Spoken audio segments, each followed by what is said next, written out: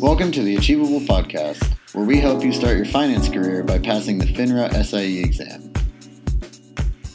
Hey guys, welcome back to the Achievable Podcast. I'm here again with Brandon Rith. You want to say hi, Brandon? Hey everybody.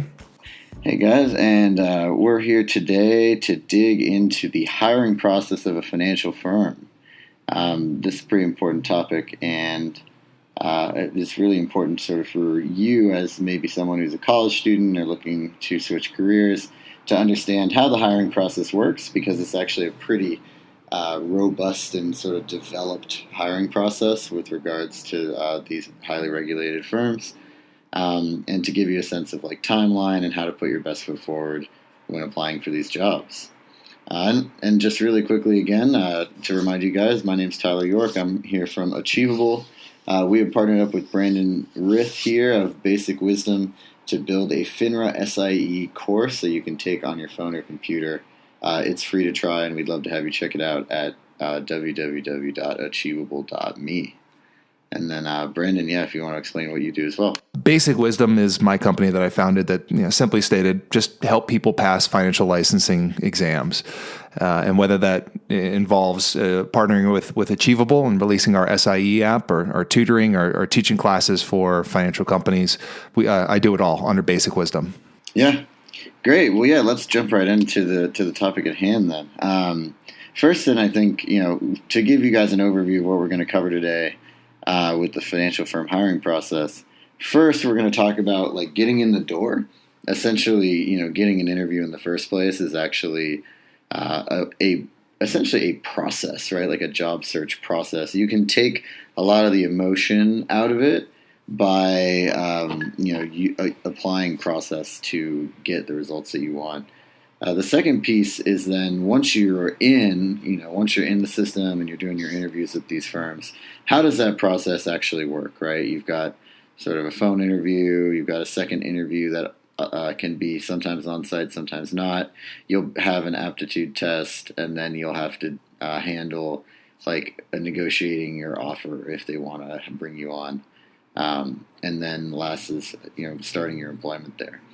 So I think, I'll mostly talk about kind of the first part because I've actually gotten pretty good myself at sort of like a job search process and have some tips on that, on how to get in the door. And then Brandon, having worked at Fidelity Investments for, I think, 10 years? Yep. Yeah. He has really good understanding of how these big firms do their hiring. So then he'll be the one covering most of the second half. When you're thinking about getting yourself a job, you should really almost approach it like you're doing sales for yourself.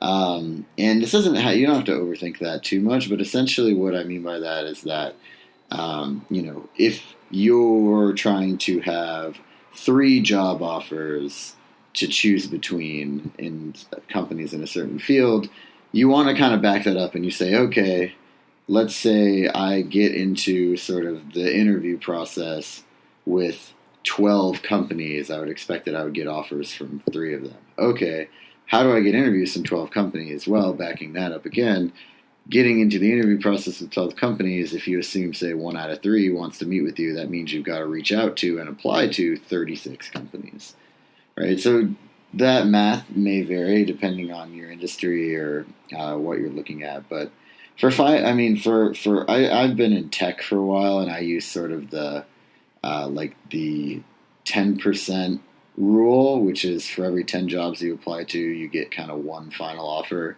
assuming that you're applying to jobs that make sense for you and you're qualified for. I don't know if that ratio is similar or different for finance, Brandon. We're pretty close. The numbers might be stacked a little bit more against you if you're looking for an entry-level job. When I was initially applying to jobs back in 2006, it probably felt like 1 out of every 20, maybe 1 out of every 30. But of course, it's dependent on your region, depending on the economy at the time. But I'd say we're not terribly far off those numbers. Yeah, and I think I say this mostly more to advise college students that oftentimes when you're in college, you kind of like apply to 3 to 5 jobs and then freak out about it a little bit, right? But if you're applying to 30 or 50 jobs, suddenly it's a lot less emotional because you just have so many things in your pipeline that you're working on, right?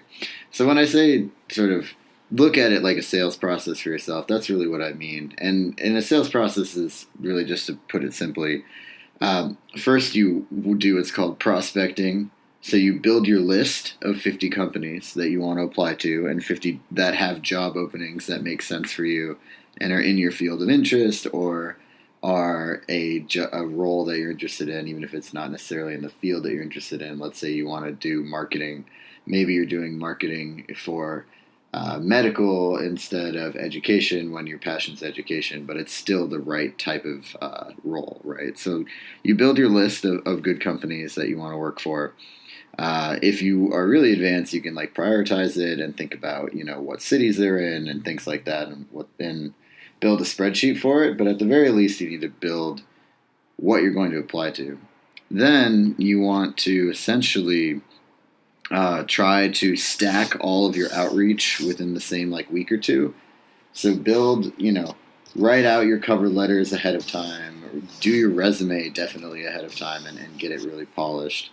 And then try to blast everybody kind of at once, because that way everyone's on the same timetable. And what it does is you'll get those 3 to 5 offers in roughly the same time period, assuming everything kind of goes at a similar pace. And that helps create competition for you. It gives you confidence when you're doing interviews, and it gives you confidence during the offer negotiation stage, which we'll talk about later. But that's sort of the process. And as far as getting your foot in the door, I think that there's like a stack rank of 3 ways to do it. Particularly if you're like a college student that's just starting out. The first is getting referred into the company. And to be honest with you, like, it's not totally fair, but it is the way the world works, that if your family friend knows someone who works at a firm, or even if one of your professors knows somebody that works at a firm and likes you, that is your best bet for getting in the door. It doesn't close out like you getting a job at all, but it is definitely, I think, people just at the end of the day, when you're hiring someone who's entry level, who's just out of college, you're mostly kind of going on like their character. You don't have a ton of work experience to go off of. So having a reference, right? It's Bob's cousin or Bob's daughter who's like looking for this job, etc. That actually gives you like pretty strong social proof that like this other person's vouching for you. Oh, totally. What's that saying? It's not what you know, but who you know. That couldn't be more true with an entry-level job getting into finance. I'd recommend to everyone out there, no matter how introverted you may be, and I consider myself an introvert, check with your network. And whether that means talking with your family members or some friends, you may have a connection out there that you may not even be aware of. For instance, my parents had some family friends that I didn't even know at the time, and their son worked for Fidelity. He was actually pretty high up in the company. And because of him, I got an interview, and that interview led into a career that I had no idea where it would take me, but ultimately here I am today. So it's one thing to submit your resume to as many employers as you can, but definitely utilize the resources that you may not even be aware of. If you don't have necessarily a big network, or if you don't have anyone that you can find that might be able to help you get a job interview, then make sure your resume is as clean and unique as it possibly can be. You have to remember that a lot of these large employers are seeing hundreds of resumes and applications on a weekly basis. So if there's a typo, or if there's something wrong with your resume, or if it just doesn't stand out, you're probably not going to make the cut when they decide to do the initial interviews and start bringing in people to make the hires that they're looking for. Yeah, for sure. And I think we could probably even do a whole separate podcast on like how to build a good resume, because it took, even when I've applied for jobs myself, I've had my same experience, right? Like I've had resumes get no traction, and then I've like redone it and gotten a ton of traction with like very similar roles. So it actually does make a difference, I think. And it makes it more of a difference the older you get also. So like caveat on that.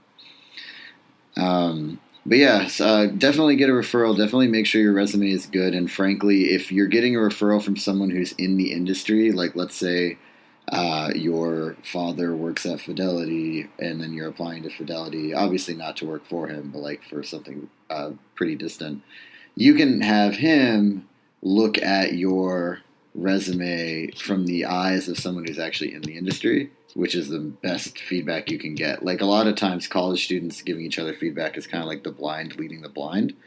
And so definitely want to try and get the best feedback you can for that.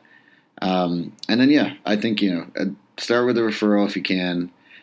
Put, in your spreadsheet that you're building, write out like what referrals you could get to each company if you have them. If not, that's fine. They just go into the I don't have a referral list. The second step is leveraging, and this step's mostly for college students, so it can apply to other career fairs that are outside of college. But like leveraging your campus resources, which are job fairs and career fairs. Oftentimes, the people that are in charge of career services at your university are going to put on a couple of these a year. And then also talking to career services about what introductions they can make for you to companies, particularly in your region. And if you work at a good university, most of the time they'll have career services and they'll have they're going to be trying to build connections with local businesses that are interested in hiring from their university, right? So you can get on a much shorter list instead of the 300, right, that Brandon was talking about. Maybe you're on the list of 12 students from local college next to this branch that this branch has had a lot of success hiring from, and now you're on a much shorter list, right? So I think that can make a big difference. Absolutely. We live in the age of technology, and it's undeniable that you can click a few buttons and get your resume sometimes dozens of different places all at once. But you have to remember that you are one of hundreds, if not thousands, of other people out there that are searching for the same opportunities. And just by sending a few pieces of information electronically, you're really not going to make as much of an impact on the people that you're trying to get in touch with as it would be if you were able to talk to them in person. And I speak to that just being on the other side, working for a large financial firm where I saw what happened when we would comb through resumes electronically. And a lot of that's automated. Our systems would just throw resumes out the window if it didn't meet certain characteristics. So even if that wasn't your intention, or even if that's not truly who you are, it's possible you get lost along the process if you're just doing it electronically. If you have the opportunity to go to a career fair and talk to the people in person that might be making the hiring decisions, that will put your foot in the door much more often than a electronic resume ever will. So I'd always recommend go to those career fairs, talk to the people there, ask some intelligent questions, and for yourself more than just for the company, figure out if you fit in their culture, figure out if you're a good fit for the job. And if you are truly interested in that job, get some information from that person. Follow up your conversation with, say, an email. Thank you for talking to me at the career fair. My name's Brandon Rith again. Here's my resume. I'd love to talk further about this job. I'm very interested. Yeah, exactly. And I think that too, it's important to, you are making an impression with someone who's oftentimes not directly related to the hiring process, so the stakes are a little lower and you can kind of relax a little bit. But at the same time, you definitely want to put your best foot forward, right? You want to be polished. You want to look like professional, both in your dress and sort of your appearance, right? Like you want to make sure that your hair is like combed and maybe even styled that day. You want to be wearing like good shoes, like formal shoes with your formal clothes. And you want to be prepared, right? So show up with your resume in like one of those little $10 or $20 binder books you can get at an office supply store. Just really kind of look put together. Yeah, and then the third and sort of the least attractive way, but still one of the most important and still probably going to be about half of your list, is directly applying to jobs. And so with depending on what kind of finance you're trying to do, there are actually different resources that you can use to try and figure out when companies will have like internship programs open or things like that. For financial firms in particular, there is a process where they have like an application page for like summer 2019 or summer 2020 internship program. They open it months and months in advance, and they, route their sort of applications to that program through this page, right? There are other fields and other jobs where it's not nearly as formalized, but in finance, it's very formalized. Yeah, and like I said before, when you're applying to jobs, have your resumes and cover letters prepared ahead of time. When I do this myself, I generally have sort of a few templates. Like, you don't need to make 50 resumes and 50 cover letters for 50 companies. You will probably find that the majority of what you want to say overlaps for each one. But also, you do want to make sure, for instance, that if your cover letter is talking about how much you are really excited about finance, and then you also are applying to like an oil and gas job, you need to make sure you switch that out, right? Make sure that you don't kind of commit any faux pas. But at the end of the day, build your templates out and have everything ready to go for your direct applications, and then send it all out at the same time. I mean, that's the biggest tip I think I can give is if you send out all of your direct applications together, right? Maybe you do it like a week after you go through all your referrals, because referrals can be pretty time consuming. It'll really help you, because you'll be doing interviews pretty consistently over the next couple of weeks with a bunch of different companies, and having that be something you're doing, spending a lot of your time on in a short window of time, makes you better, makes you more confident, and also you don't feel like this one job is one that you desperately need to get either, which I think helps a lot. One thing that may be interesting for some of our listeners who may already be employed is the idea of going on interviews even though you've already got a job.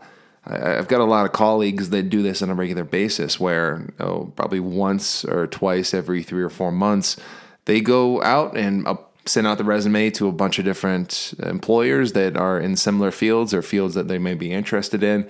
And whether they're interested in actually leaving their current employment or not, the opportunity for them to interview and go through that process on their own outside of the company they work for, I think helps sharpen that skill.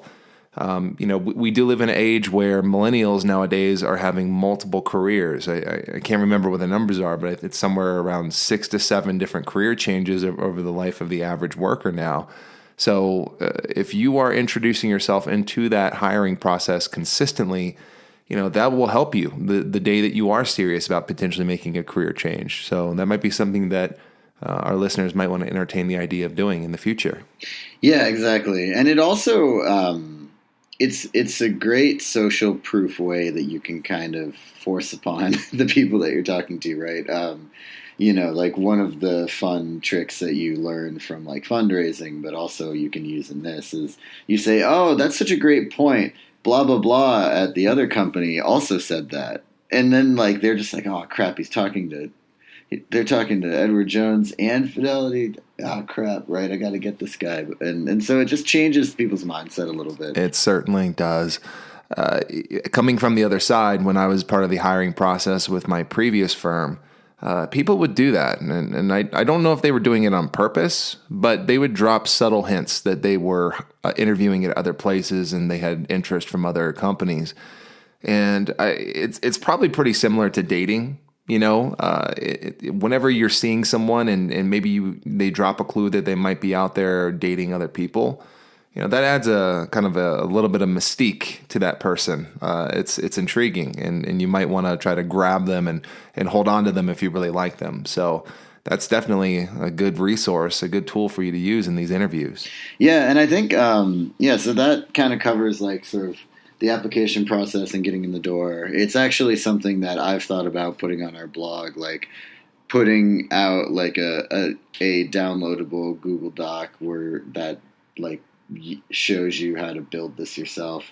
And I think, I think it's something we'll touch more on, but for the purposes of this podcast, yeah, that's how you get in the door. It's referrals best, career fair, or working through career services at your college, or your hiring fair at your college is second best. And then third is a direct application online. And so now, I want to shift gears and kind of hand over the mic to Brandon a bit more to talk about how the hiring process works, specifically at financial firms, once you are in the door, right? So once you've got that first phone interview scheduled, what happens next? And I think that's a great place for you to take it away. Yeah, thanks, Tyler. So I'm going to talk mostly from my own experience, and I should preface everything by saying that every hiring process is going to be unique. It's going to be a little bit different. But as our learners know, and I feel like I've repeated this over and over, I worked for a large investment firm for a number of years, in particular Fidelity Investments. And I also had colleagues that worked for other companies, other larger companies, and I'll tell you that usually the larger the financial firm, the more likely is that their process is going to be somewhat like what we're going to talk about today. If you try to apply to maybe a smaller, more boutique firm, their process is probably going to be a little bit different. But the first thing that's going to happen after you've gotten your foot in the door, and that could have been from initial career fair conversation or from you just submitting your application on their website, is if the company is interested in you, they're going to start with a initial phone interview. And in that initial phone interview, nothing's going to be too heavy. You're not going to have too many crazy conversations over numbers or salary or job requirements. I find that those first interviews that you have with these larger companies are more on the, for lack of a better way of saying it, the fluffier side. A lot of times, the recruiter or the hiring manager is trying to see if you're personable, especially given the fact that a lot of roles and a lot of jobs in finance are kind of headed more towards the relationship management side. We have computers these days that do a lot of the number crunching and a lot of the things that used to happen in kind of old school finance. We've got computers that take care of that.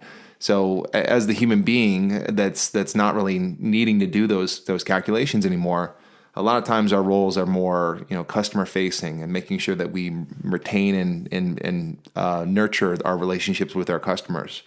So I really think that your first interview is going to be a lot of just conversation about who you are and trying to see if you can hold a conversation, trying to see if you're personable on the phone, and ultimately do you fit into what they're looking for as a applicant.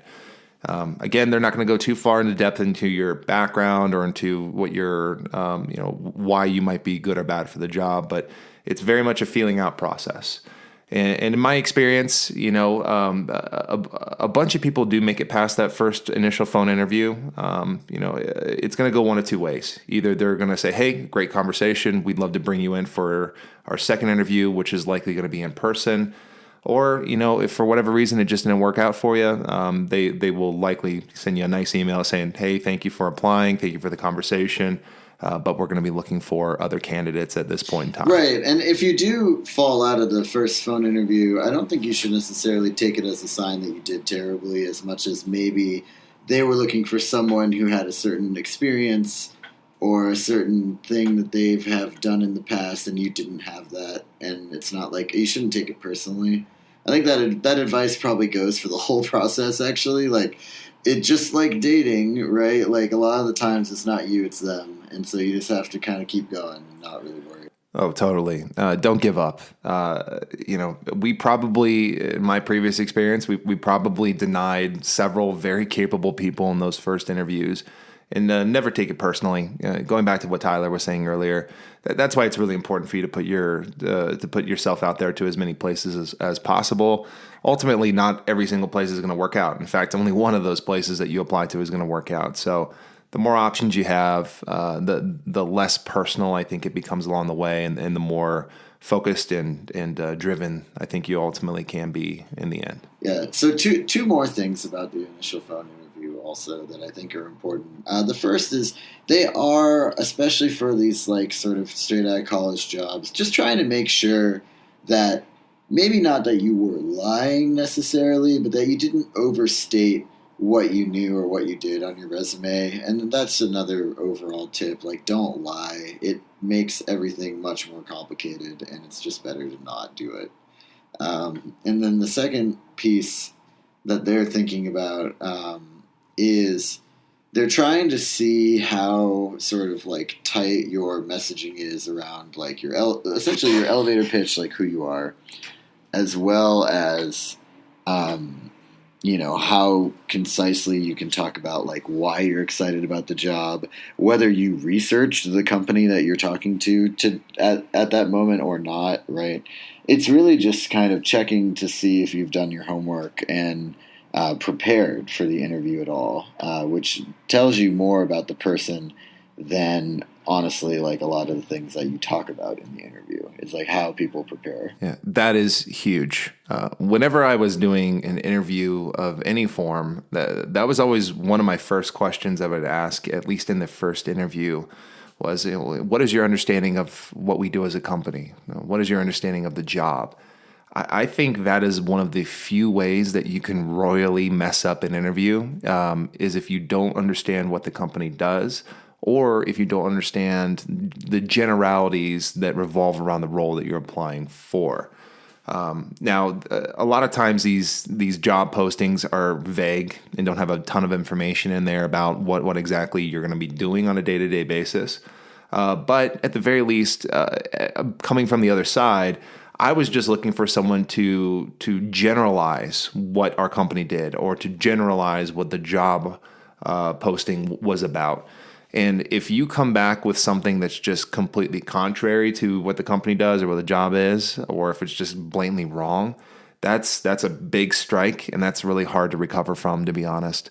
So definitely do your research before you go into these companies. And you don't need to be an expert. You just need to have maybe a few bullet points on both who the company is, what they do, and what the job entails. Yeah, exactly. Like, we're not saying do 4 hours of research per company, right? But you should just know the basics when you're going into the first interview, for sure.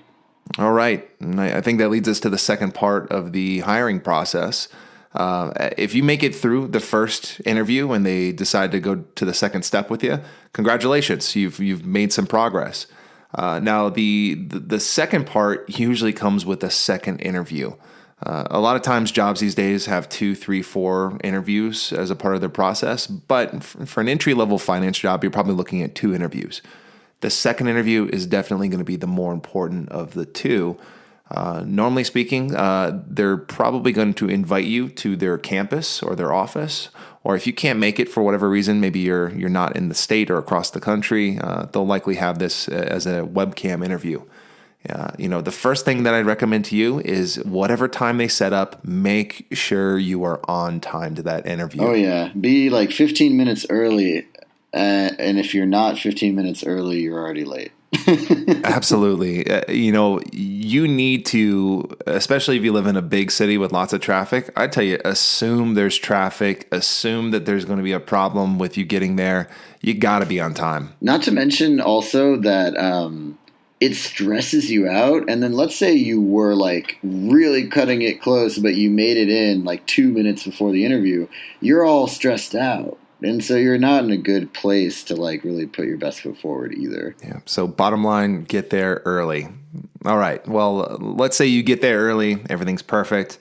What's normally going to happen in this second interview, especially if it's in person, is you're going to be greeted by probably 2 to 3 different hiring managers, or just people that are part of the hiring process. Maybe there's some HR people there, et cetera. But you're going to be greeted. And we would normally give a campus, or if you want to just think about an office, just a tour of the area that our future employees would be working at. Now, when you're going on this tour, in the back of your head, you're probably just thinking about the interview that's about to come. And you're probably thinking through, here are all the things I need to say. Here's how I need to present myself, et cetera. So it's really hard to be present in that moment, but I'd highly recommend that you pay attention as closely as possible when you're going through that tour, mainly just to make sure that this is actually the company you want to work for. I mean, remember, an interview is a two-way road. I mean, yeah, you need to get them to get to the point where they want to hire you, but at the same time, this is your human capital you're putting into the firm, and you ultimately want to make sure you're working for a company that fits who you are. So, take a look around. Do the people in the office, do they seem like people you might be interested in hanging out with? Do they seem like they could be friends of yours? What type of an office setting is it? Is it loud and crazy? And if you're the type of person that can't deal with that type of stuff, then maybe this is not the right fit. Just make sure that the surroundings feel like a comfortable place that you feel like you can be productive in. I think that campus tour is a little bit more important than most people give it credit for. So just pay attention. And then normally what's going to happen after that is that you're going to go into a meeting room, sometimes small, sometimes big, but you're going to go into a meeting room and you're probably going to be interviewed by more than just one person. Maybe if you're lucky, you get one person, but always at Fidelity, we always had a 2+ person interview panel, which can be a little bizarre. It can feel a little bit like it's a team working against you. Depending on whatever their dynamic is between the two hiring managers, you might feel like you have a good cop, bad cop type of a situation. You might feel like you have two people that are hounding you for answers, or you might feel like you have two people that are really nice. They're just trying to figure out who you are as a person. And that can be a little bit of a bizarre process within itself, but just breathe. And I think ultimately you're going to be fine. And don't be too concerned if you get a hiring manager that may seem a little bit more, unwelcoming. Well, it's usually not even their main job. It's usually like, oh, I have to take 30 minutes that I wanted to do something else in to go talk to some person I don't know. So, yeah. And I don't mean that in like a bad way. It's just like, therefore, don't really get too wound up about like how they treat you or even like if you think it went well or not, right? Because it also just totally depends on the person. That is absolutely right. When I was interviewing people at Fidelity, I was pulled away from my full-time job. Every time I had to go do a job interview, I was pulled away from teaching in some form or fashion. Some days I felt good about it. Sometimes if I had nothing going on teaching-wise, I would go do the interview. I'd actually be excited to do the interview. But then there would be some days that I had so much going on, and I knew that going to do an interview meant that I was staying late, at least a couple hours at work just to make up my work. On days like that, I probably got a little bit more frustrated, a little bit easier and a little bit quicker than I normally would. So hopefully that didn't carry too far into the interview. And if you feel that energy from a manager that might be interviewing you, don't take it personal. You're not the first person they've interviewed, most likely. You're one of many people, and they've got their own stuff going on. Now, in terms of the specifics of the interview and the questions they're going to ask, this is where you're going to see the more difficult questions. This is definitely where you want to consider preparing for your interview and maybe diving a little bit deeper into what type of questions to expect, et cetera. There are a lot of resources online like Glassdoor that'll explain where people will disclose what kind of interview questions they see when they go to different types of companies. But, at Fidelity, we asked a lot of behavioral type questions, and we did not ask easy questions either. Questions like, describe to us a difficult situation with a client and tell us where you went wrong. In the back of your head, you're probably thinking, "Oh, geez, I don't really want to. I don't want to put myself out there as someone who makes mistakes." But you got to remember that everyone makes mistakes. Ultimately, what we were looking for in those types of questions was for the interviewee to be able to describe the situation, to accurately and I guess with a little bit of wisdom, be able to look back on the situation and tell us what they did right, what they did wrong, and how they learned from it. And you got to remember that we as humans, we make mistakes, right? So it's important to get ready for those types of interview questions. And I'd always recommend that beforehand that you do some research, try to figure out what type of questions you're going to see in the interview process, and maybe even grab a partner, whether that's a friend or a family member, and maybe role play that interview process a little bit to get yourself used to those types of questions. Yeah, definitely. I think that your partner in this could be like a parent, right? Usually, at least my dad always was willing to be that guy. But I think that, depending on sort of your relationship with your parents, you could ask them. You could also ask a friend, particularly if you and a good friend of yours are both kind of trying to get jobs at the same time. It's a great person to team up with and to do these interview questions back and forth to each other and kind of critique each other's answers. At the end of the day, though, regardless of how well the answer portrays you or whatever, I would say again, one, do not lie, right? Like, we're not looking for you.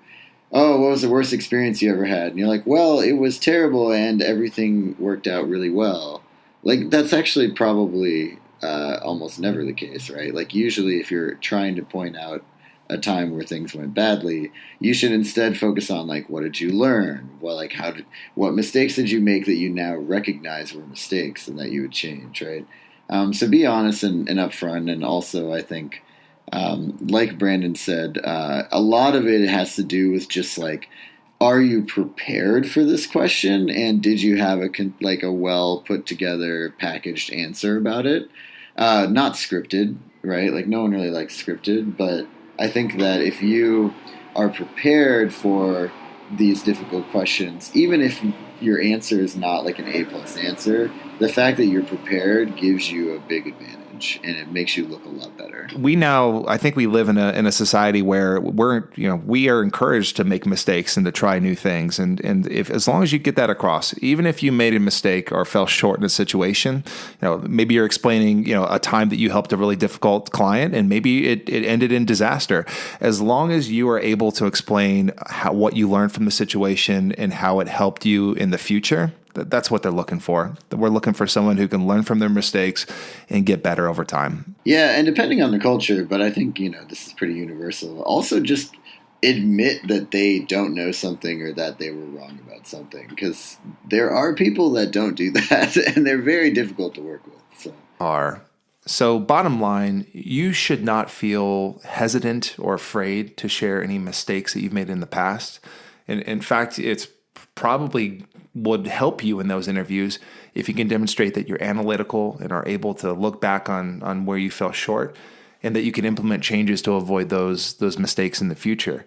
I think today we live in a world, especially in corporate culture, where we're encouraged to try new things and to make mistakes, as long as those mistakes eventually are leading to a better and a brighter version of yourself.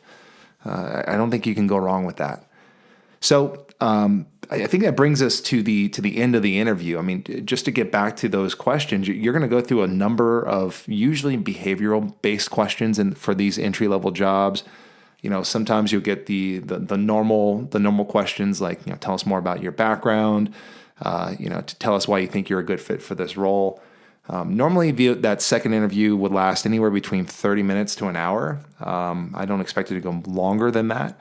But at the end of that interview, you'll exchange pleasantries, shake hands, and it's probably good on you to thank them for the opportunity.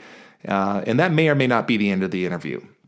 For some of the larger companies, that might be it. They might say, thanks for coming by, we'll be in contact, shake your hand and walk you to the door, and then you go on with your day.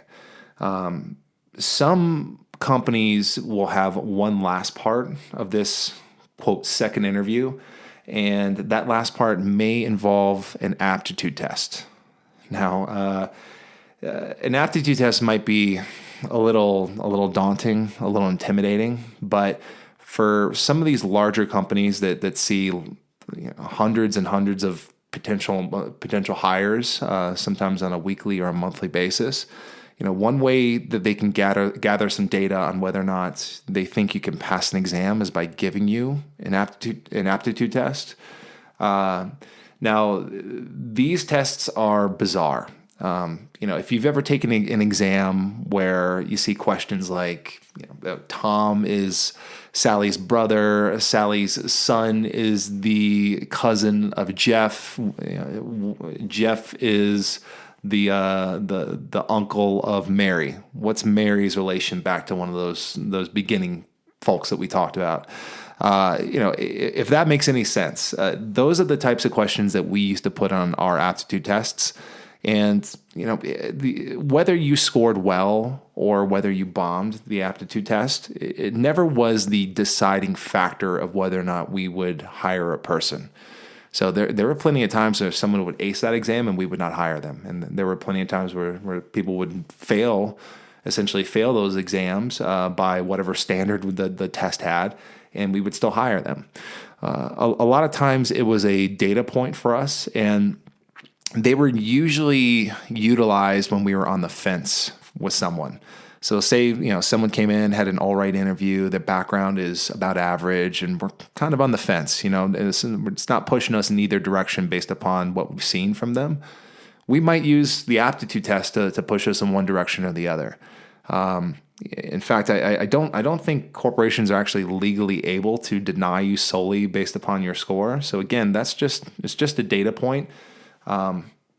For some companies, you might be able to go to Glassdoor and figure out the exact aptitude test that they're giving out. And while it might feel like you're cheating a little bit, you can find versions of these aptitude tests somewhere online, sometimes even the exact test online. And I believe that there are actually some prep services somewhere out there if you do enough research. You might be wondering why these aptitude tests exist. And it's really for two reasons. Number one, for the more technical jobs, if you're applying for a job that's going to require number crunching on the spot, I remember my first job at Fidelity was actually taking phone calls in our trading department, and sometimes people would call with complex transaction requests, and it would be my responsibility to not only keep up the customer-friendly, happy face and conversational aspect of the phone call, but I would also have to be calculating numbers in the background, making sure that the transactions they were requesting made sense for the account and that all the numbers were there. So that's one reason why the aptitude test is implemented, is to see if can you think on the spot. But another reason is they're trying to see how well you do with the aptitude tests that you eventually have to take. The SIE, of course, can be taken on its own. You don't need to be sponsored by a firm, but if you're going to take the Series 6, Series 7, or any other exam along those lines, the company is going to need to hire you first before you have the opportunity to take that exam. And if you think about it from their perspective, if they hire you, spend a bunch of money on onboarding you and training you, and it's expensive for companies just to go through the process of actually saying, yes, we want to hire you and going through that. So if they're going to go through that entire process and then realize that you can't pass the test that you have to pass in order to do the job you're hired to do, that's a big problem for them. And ultimately, if you can't pass that test, you simply can't do that job, legally speaking. So that's another reason why they give you these aptitude tests, is to see what are your chances of passing these difficult licensing exams when you have to take them. Some of our listeners might be getting a little freaked out right now. If you're not a good test taker, this might be hard to hear that you might just even during the interview have to take a test. But I want to just share that I've seen thousands of people, literally thousands of people go through this process. And sometimes the people that do the best on the exams are not the best at the job, and vice versa. I mean, some of the more successful, and I should say most successful people I know, had to take these licensing exams more than once, or maybe didn't do great on their initial aptitude test. I really think that your success in your career is more determined on what you do after you make it through these tests. Now, these tests are just your ticket to play. You got to get through them. You got to pass them in order to do the job. But ultimately, they will not define you as a person, nor will they define your career. So if you're worried about that, don't. At the same time, you want to take the process serious enough that you can ensure that you're going to pass the exam and that eventually you'll get the opportunity to see if you can grow into your career and how well you will do. So we got about 9 minutes left here before we kind of hit an hour. And I think it would be good to just walk really quickly through getting an offer and the negotiation process, and then also just some quick tips for first days on the job. And yeah. Perfect. So let's wrap it up. When you are done with the interview, go home, reflect on it, and maybe to continue with the theme of this podcast, think about what you did well. Think about how you might be able to improve in the next interview if you have to do another one. And ultimately, don't be shocked if it's going to take them a little bit of time to get to you. I would be surprised if you heard anything from them in the first 3 to 4 days. It usually takes a week or two for them to even respond back. And that response is going to take one of a couple different forms. But before we get there, I would recommend that if you have the contact information of one of the hiring managers or maybe all the people that you talk to, extend an email to them and just thank them for the opportunity. You'd be surprised how far something like that can go. And I think about it in maybe two different ways.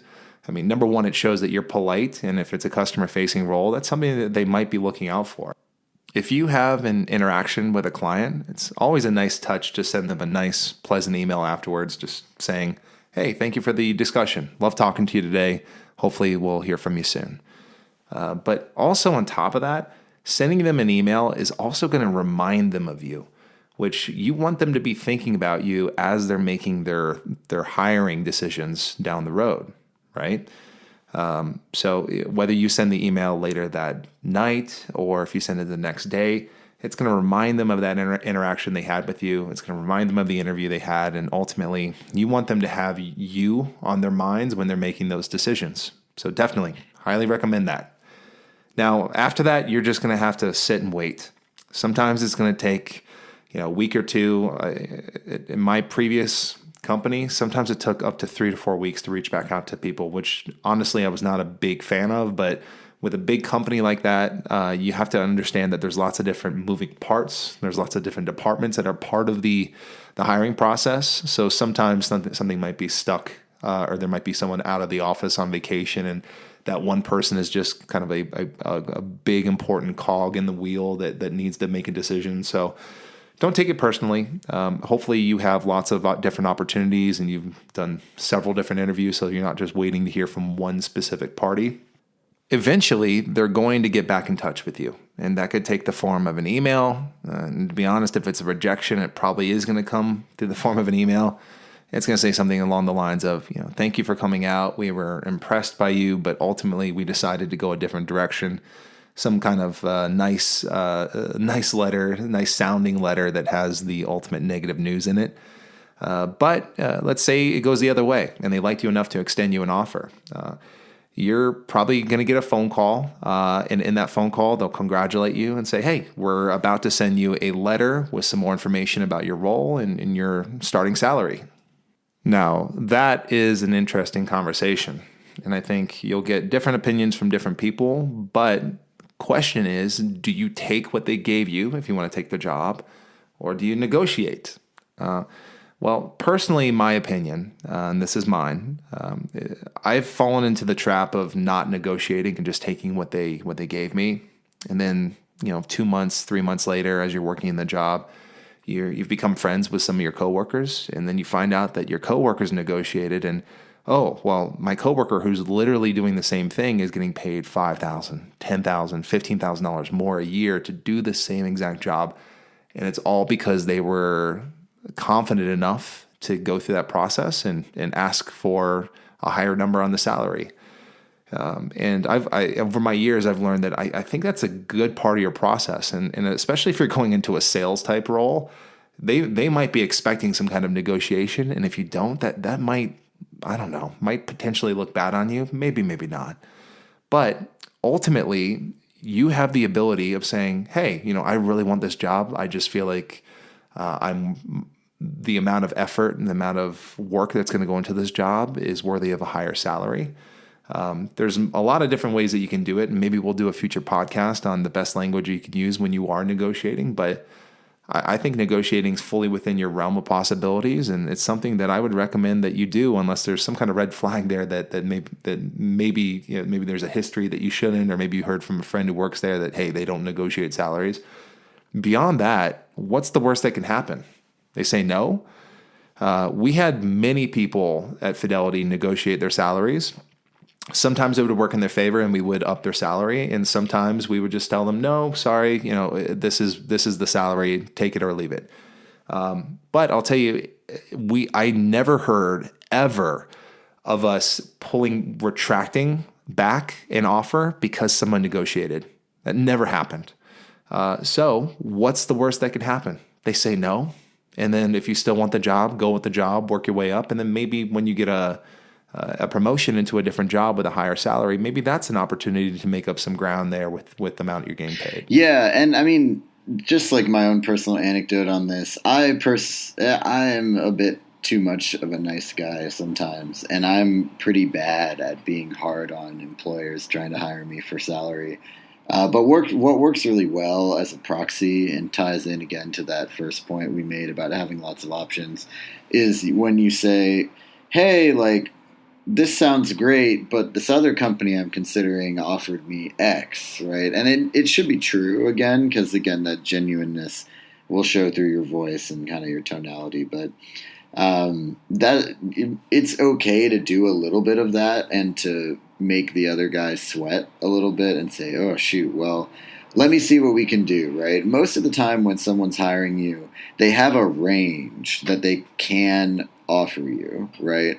And so, let's say for entry-level finance role as a financial advisor in El Paso, Texas, that range might be like 45 to 65,000. It might be a lot smaller. It might be 45 to 55. It might be, it might actually be all over the place, right? But for each job, it's different. But at the end of the day, they usually have a band that they can pick from.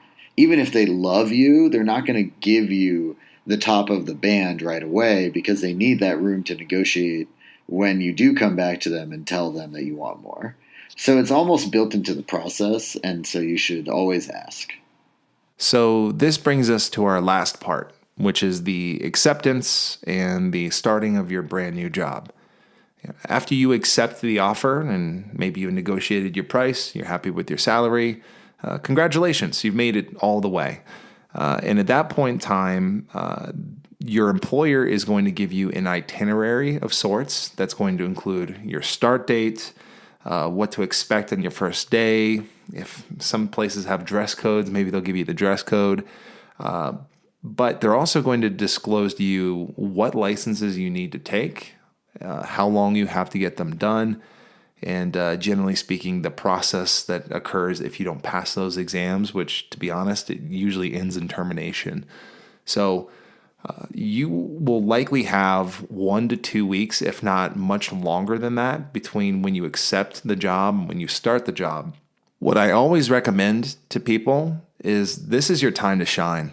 In between when you accept the offer and when you actually start your job, you don't want to start your job, realize that you're not great at finance and that these tests are very difficult and that you need to put in every hour of every day into studying and then potentially not even get to a passing score on the exam.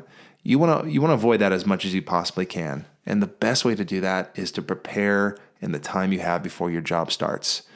If you know you need to take the Series 7 or the Series 63, or even if you know you need to take the SIE, you should be spending your time preparing for those exams.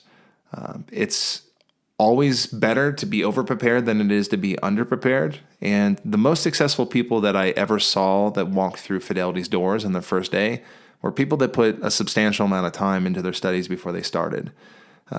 You don't want to get to the point where your job is on the line, and that's stressful in itself. Do the work up front. And then if that means that as your partners and your colleagues at work are stressing themselves out, studying until midnight every night, as the test gets closer and closer, that means that you can chill out and you can enjoy your first few weeks at the company. Some companies will give paid study time and some companies won't. You'll probably figure that out in your offer letter, and this goes without explanation, but it's going to be a lot harder and a lot more difficult to make it through that process if they're not going to give you paid study time in your first several weeks, if they're just going to hit the ground running with whatever you're doing for your job. So use that maybe to judge how much work you put into before you start. I never recommend going in there and never seeing any material. So maybe it's worth an investment into a book on the material. Or maybe your employer is going to be nice enough to give you material before you even start. And if they do, definitely utilize those resources. Do as much as you can before you start. Get ahead of the curve and put yourself in a place where stress and the thought of losing your job is just not something that you think about. Right. Like these national firms, like Fidelity, generally have a pass rate north of or higher than 85%, right? So like most people are going to make it. And I think that a lot of the people that don't make it, like you said, are just not putting the work in. So be prepared to do that. Understand that you might, depending on how proficient you are with this stuff, need to set aside 1 to 2 hours per weekday, or just like a few hours per weekend day to study, right? And it's kind of a crunch time to get through these exams, but it's worth it because you get to keep that job you work so hard for, and then you get to move on to the actual job. The last thing I would say here is just don't let a lack of preparation stand between you and a career that you're looking for. Depending on the job that you get hired into and the company that you initially start with, this could be a huge opportunity for you, for your family, and it could take you a bunch of different places. I never thought I would be sitting here recording a podcast, 14, 15 years later after I started a career in finance. But, there's a lot of different opportunities. Finance is cool. Money is needed to do everything from, starting a family, going to college, traveling the world, doing the things that you like to do. If you can get your foot in the door and then put in the work necessary to pass the tests that you need to pass to keep your job, ultimately, it's going to pay off for you one way or another. Great.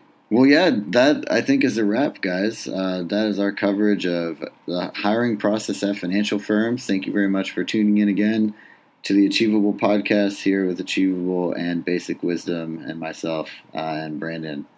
Again, just sort of as an outro, Achievable and Basic Wisdom have partnered up to build a FINRA SIE course that is free to try and will help you pass the exam before you apply to these jobs, demonstrating your aptitude and also giving you a taste of what life is like in finance. We'd love to have you check it out at achievable.me.